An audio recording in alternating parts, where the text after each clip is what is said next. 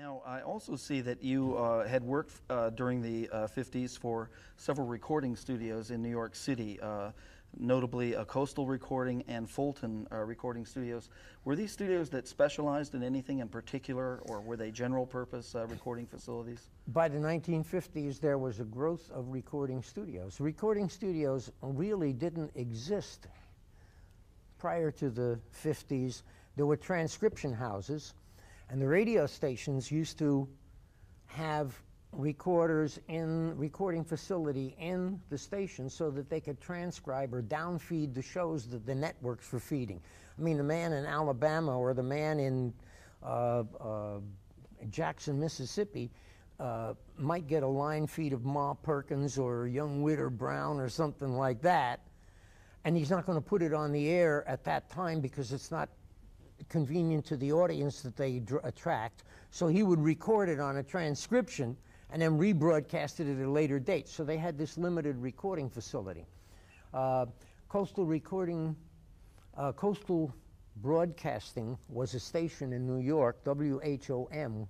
WHOM was an AM/FM affiliate in New York, and the AM station was catering to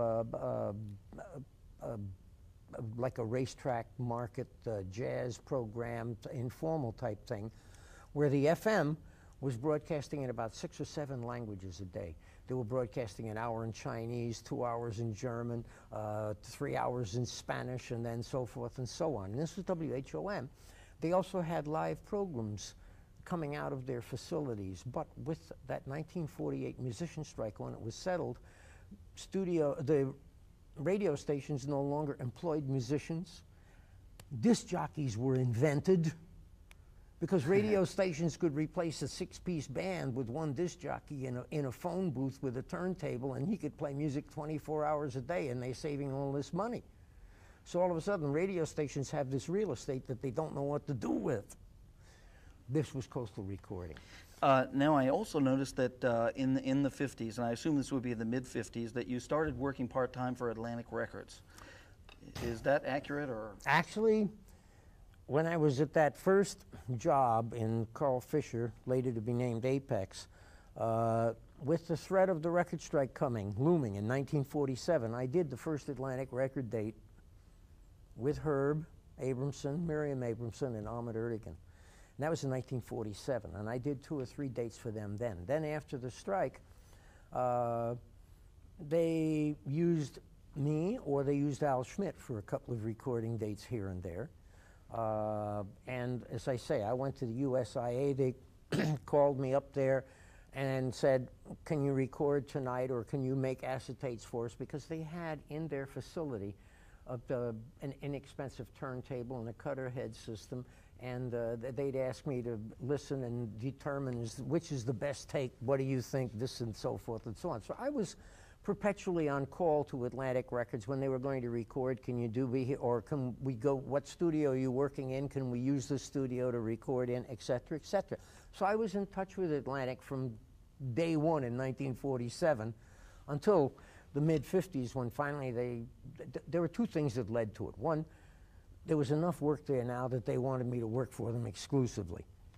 Number 2, Atlantic had turned the corner and become a very successful, small, compact operation. We made, I'll name 3 records that you don't realize the originals were made by Atlantic Records. Shake, Rattle, and Roll by Joe Turner was copied by Bill Haley. Tweedledee by Laverne Baker was copied by Georgia Gibbs.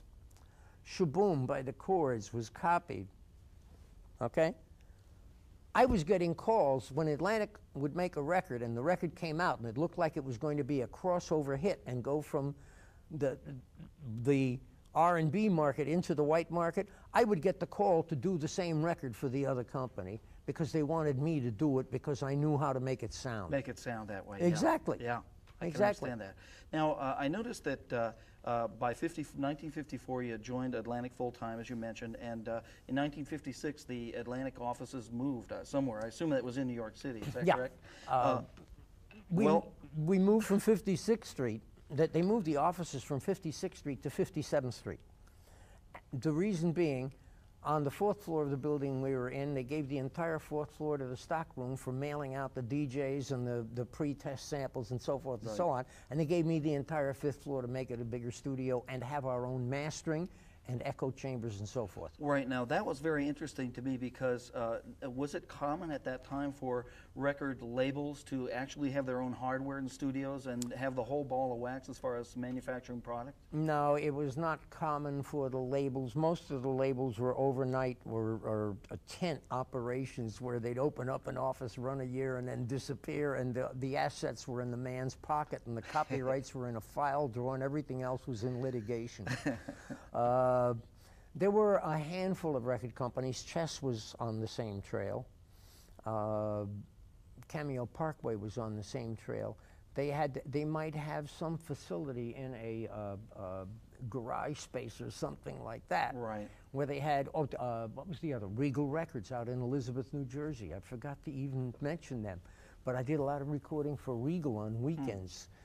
Where they had a warehouse space, and when the industrial noise was down on the weekend, you put up 3 or 4 microphones and you'd record on now a portable tape machine, and then you take it back someplace and master it and figure out what to do with it. And make sure you know what the train schedule is for the day. Right? Oh, exactly. Don't open the window, here it comes the truck, you know, like.